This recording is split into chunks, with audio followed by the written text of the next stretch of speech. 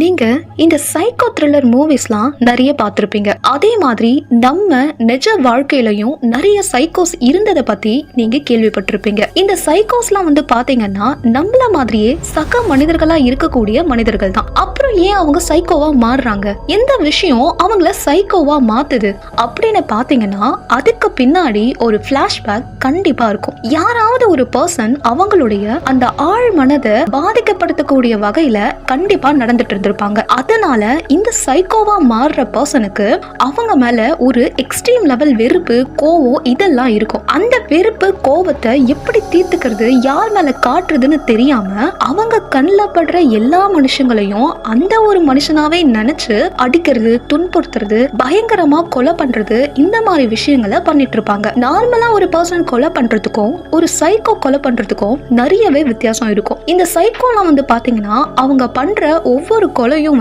ஒரு பேட்டர்ன்ல தான் இருக்கும். இன்னைக்கு நம்ம சேனல்ல அந்த மாதிரி ஒரு சைக்கோ த்ரில்லர் கதையை பத்தி தான் பார்க்க போறோம். வீடியோவை ஸ்கிப் பண்ணாம ஃபுல்லா பாருங்க. அப்படியே நம்ம இன்ஸ்டாகிராம் பேஜையும் மறக்காம ஃபாலோ பண்ணிக்கோங்க. வெல்கம் டு மிஸ் சிந்தனை துளிகள்.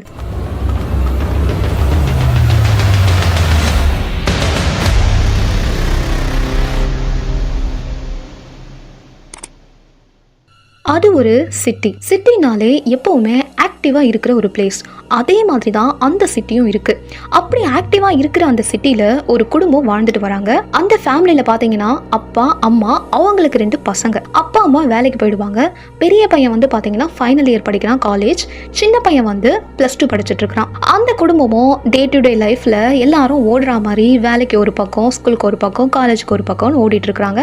இப்படியே அந்த சிட்டில இருக்கிற மக்களுடைய வாழ்க்கையும் நகர்ந்துட்டே இருக்கு. இப்படி நல்லா போயிட்டே இருக்கிற ஒரு சமயத்துல ஒரு பயங்கரமான விஷயம் நடக்குது. என்னன்னா அந்த சிட்டிக்கு ஒதுக்குப்புறமா இருக்கிற ஒரு இடத்துல ஒரு டெட் பாடி கிடக்குது. அந்த டெட் பாடி பார்க்க எப்படி இருக்குன்னா ரொம்ப கொடூரமா இருக்கு. ஒரு கை இல்லை, ஒரு கால் இல்லை, முகம் சிதைக்கப்பட்டிருக்கு. இந்த டெட் பாடியை பார்த்த பர்சன் உடனே போலீஸ்க்கு கால் பண்ணி இன்ஃபார்ம் பண்ணுறாங்க. உடனே அந்த பிளேஸ்க்கு போலீஸ் வராங்க. இன்வெஸ்டிகேஷனை ஸ்டார்ட் பண்ணுறாங்க.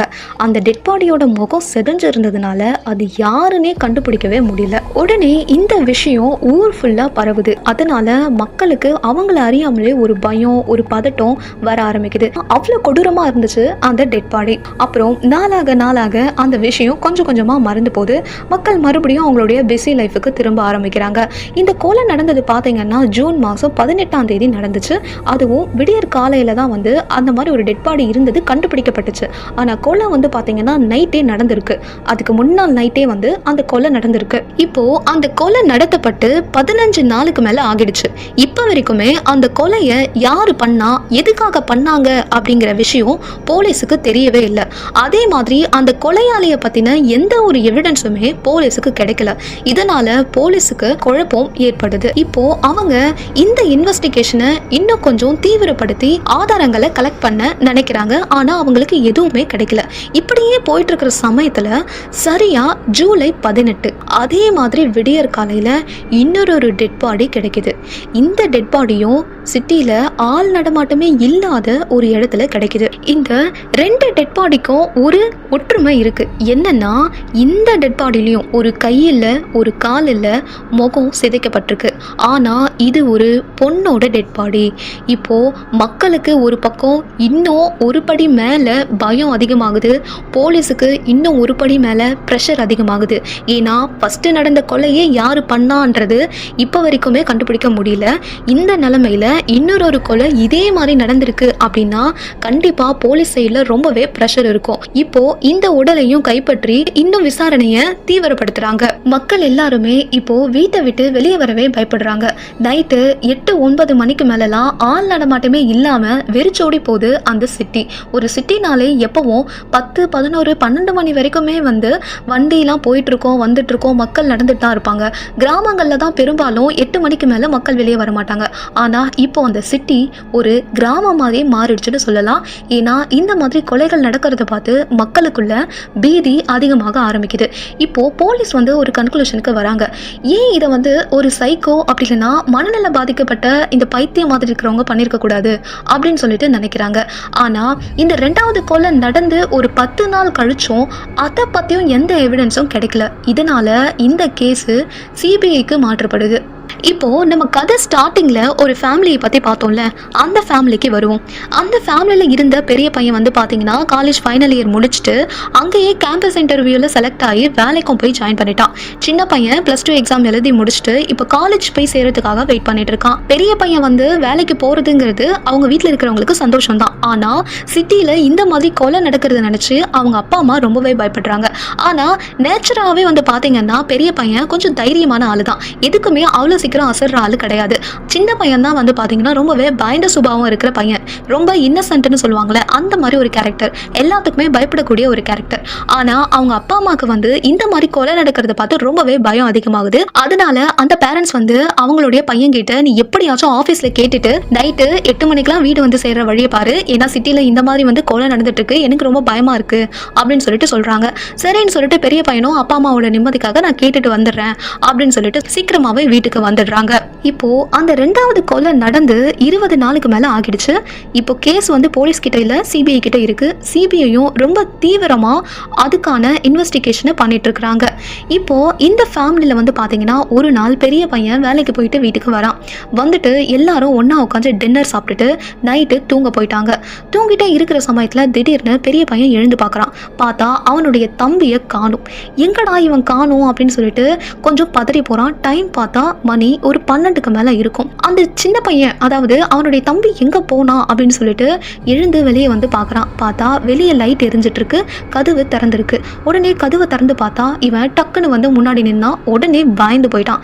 எங்க நீ போயிட்ட அப்படின்னு சொல்லிட்டு கேட்கும்போது ஒன்றும் இல்லைன்னா நான் ரெஸ்ட் ரூமுக்கு போயிட்டு வந்தேன் அப்படின்னு சொல்லிட்டு அந்த சின்ன பையன் வந்து படுக்கிறான். அவன் முகத்துல எந்த ஒரு பயமுமே இல்லை. ஆனா பெரிய பையன் லைட்டா பயந்துட்டான் அப்படின்னு தான் சொல்லணும். சரின்னு சொல்லிட்டு அந்த அண்ணன் தம்பி 2 பேருமே நைட்டு தூங்க போயிடுறாங்க. மறுநாள் காலையில விடியுது. அன்னைக்கு ஆகஸ்ட் 18. இப்போ மக்கள் எல்லாமே பயத்துல உறைஞ்சு போயிருக்காங்க. ஏன்னா இன்னைக்கு எங்க டெட் பாடி கிடைக்க போதோ தெரியலையே அப்படின்னு சொல்லிட்டு. அதே மாதிரி சிபிஐயும் வெயிட் பண்ணிட்டு இருக்காங்க. ஏன்னா கண்டிப்பா இந்த கொலைகளை பண்றது ஒரு சைக்கோவா இருந்தான்னு சொன்னா இன்னைக்கும் அதே மாதிரி ஒரு டெட் பாடி நமக்கு கிடைக்கணும் அப்படின்னு சொல்லிட்டு அவங்க எதிர்பார்த்த மாதிரியே சிபிஐக்கு அன்னைக்கு காலையில ஒரு கால் வருது. என்னன்னா இங்க ஒரு டெட் பாடி கிடக்குதுன்னு. அந்த லொகேஷனுக்கு போறாங்க. ஃபர்ஸ்ட் 2 டெட் பாடியும் வந்து பாத்தீங்கன்னா சிட்டிக்கு கொஞ்சம் ஒதுக்குப்புறமா ஆள் நடமாட்டம் இல்லாத பிளேஸ்ல தான் கிடைச்சது. ஆனா இந்த டெட் பாடி சிட்டியோட மெயின் ஏரியால இருக்கு. ஃபர்ஸ்ட் நடந்த 2 கொலைகளை மாதிரி இந்த 3வது கொலையும் ஒரு கை இல்லாம ஒரு கால் இல்லாம முகமானது சிதைக்கப்பட்ட நிலைமையில போலீஸுக்கு கிடைக்குது. இப்போ சிபிஐ வந்து ஒரு கன்க்ளூஷனுக்கு வராங்க. என்னன்னா சந்தேகமே இல்ல, இந்த கொலைகள் எல்லாம் பண்றது ஒரு சைக்கோ தான் அப்படின்னு சொல்லிட்டு. ஆனா இந்த ஒரு கொலையில வந்து பாத்தீங்கன்னா இன்னொரு ஸ்ட்ராங்கான எவிடன்ஸும் கிடைக்குது. என்னன்னா சிட்டியோட மெயின் ஏரியாவில் தானே இந்த டெட் பாடி கிடைச்சது. அதனால அங்க இருக்கக்கூடிய ஒரு சிசிடிவி கேமராவை செக் பண்ணும்போது இந்த கொலைகளை பண்ணக்கூடிய அந்த கொலையாளியோட உருவத்தை சிபிஐ வந்து பாக்குறாங்க. அது நைட்டு நேரத்துல அவன் இந்த டெட் பாடியை எடுத்துட்டு வந்து போட்டுட்டு போயிருக்கான்.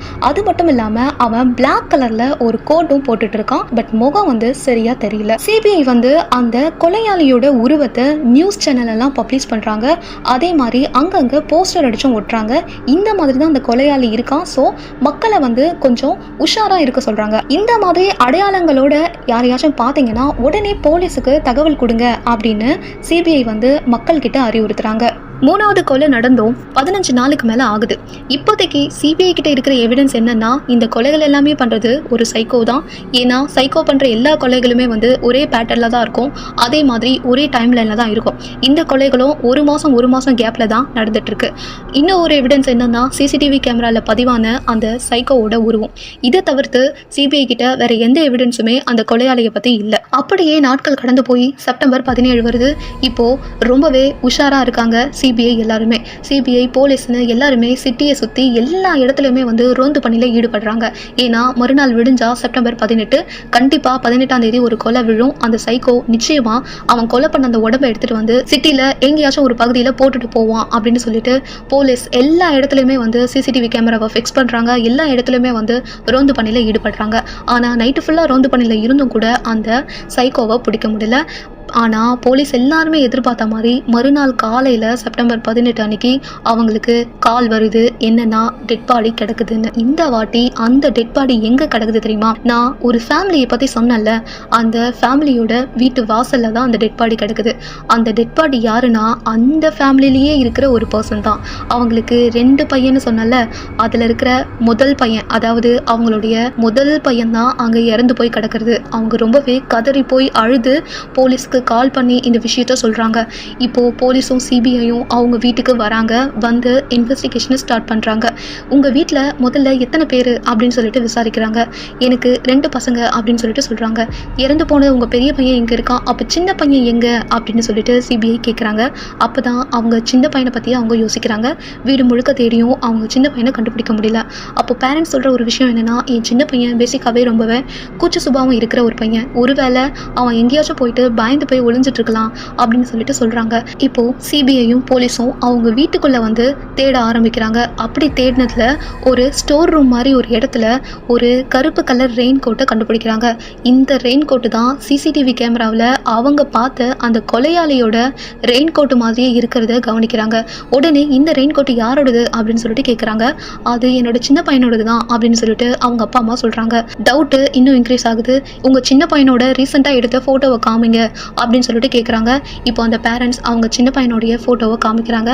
பார்த்தா அந்த பையன் ரொம்பவே குள்ளமாக இருக்கான். இப்போ அந்த ஃபோட்டோவையும் சிசிடிவி கேமராவில் பதிவான அந்த ஒரு இமேஜையும் கம்பேர் பண்ணி பார்க்குறாங்க. ஆல்மோஸ்ட் 80% ரெண்டுமே ஒத்து போகுது. உடனே சிபிஐ வந்து இவன் தான் அந்த கொலையாளியாக இருக்கணும், இவன் தான் அந்த சைக்கோவாக இருக்கணும் அப்படின்னு சொல்லிட்டு சந்தேகப்படுறாங்க. உடனே இந்த விஷயத்தை அவங்க பேரண்ட்ஸ் கிட்டையும் சொல்கிறாங்க. அவங்க பேரண்ட்ஸ் ஒத்துக்கவே இல்லை.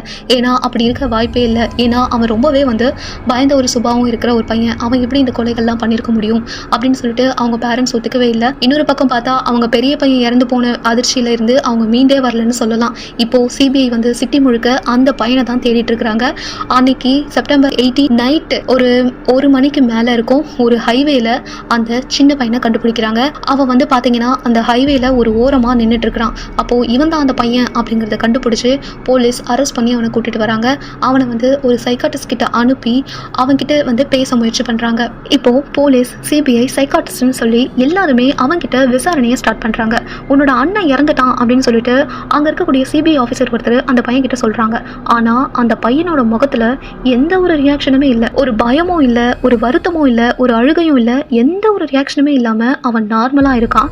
அவன் வாயை தொடர்ந்து எதுவும் பேசவும் இல்லை. அதுக்கப்புறமா சைக்காட்டிஸ்ட்லாம் வந்து அவன்கிட்ட பேச்சு கொடுத்து போலீஸும் அவங்க ஸ்டைலில் விசாரிக்க ஆரம்பிச்சு ஒரு கட்டத்தில் அவன் வாயிலிருந்து உண்மையாக வர வைக்கிறாங்க. இந்த கொலைகள் எல்லாமே பண்ணது அவன் தான் அப்படிங்கிறது கடைசியில் கண்டுபிடிக்கிறாங்க. அவன் ஏன் இந்த கொலைகள்லாம் பண்ணான், அவன் கொலை பண்ண பர்சன்ஸுக்கும் இவனுக்கும் தனிப்பட்ட முறையில் எதனா பிரச்சனை இருக்கா அப்படின்னு பார்த்தீங்கன்னா எந்த பிரச்சனையுமே கிடையாது. ஆனால் இவன் ஏன் கொலை பண்ணான் அப்படின்னு பார்த்தீங்கன்னா அவனுக்கு பின்னாடி ஒரு ஃப்ளாஷ்பேக் இருக்குது. என்னன்னா அவன் ஒரு 10th ஸ்டாண்டர்ட் முடிச்சு 11th ஸ்டாண்டர்ட் சேரும் போது அந்த வயசுக்குரிய வளர்ச்சி அவனுக்கு இல்லாமல் இருந்திருக்கு. அதாவது ஒரு 11th ஸ்டாண்டர்ட் படிக்கிற பையன் நார்மலாக எந்த ஹைட் இருப்பானோ அந்த ஹைட்டை விட அவன் கம்மியான ஹைட்டில் இருந்திருக்கான், அதாவது குள்ளமாக இருந்திருக்கான். இதனாலேயே அவன் ஸ்கூலில் படிக்கிற பசங்களாலையும் ஸ்கூல் படித்து முடிச்சுட்டு அவன் காலேஜுக்கு சேர போன அந்த இடத்துல இருக்கிற பசங்களாலையும் அவன் அதிகமான கிண்டலுக்கு உள்ளாகி இருக்கான். அவங்க எல்லாருமே இவனை கிண்டல் பண்ணி சிரிச்சிருக்காங்க. நாளடைவில் இவனுக்கு அது மன அழுத்தத்தை கொடுத்துருக்கு.